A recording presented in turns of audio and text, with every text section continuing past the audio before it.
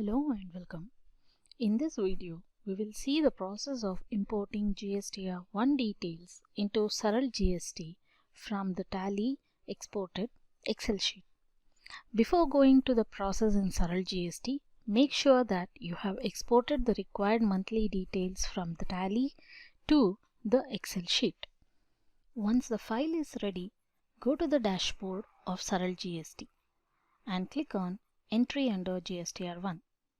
Here, select the month to which the details have to be imported and click on Import. In the Import window, select Tally Excel option and choose the Excel sheet previously saved from Tally. On selecting the file, the categories under which data is available in the Excel sheet will be auto-selected. Now, click on Validate to make sure the details are available in the required format. In case of any error, the same will be listed on the screen. Identify and rectify the errors.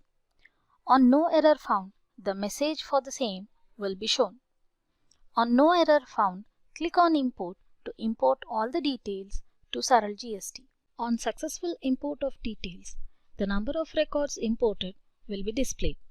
Close the import window and view the imported details in the respective categories. This completes the video on the process of importing GSTR 1 details in Saral GST from Tally exported Excel sheet.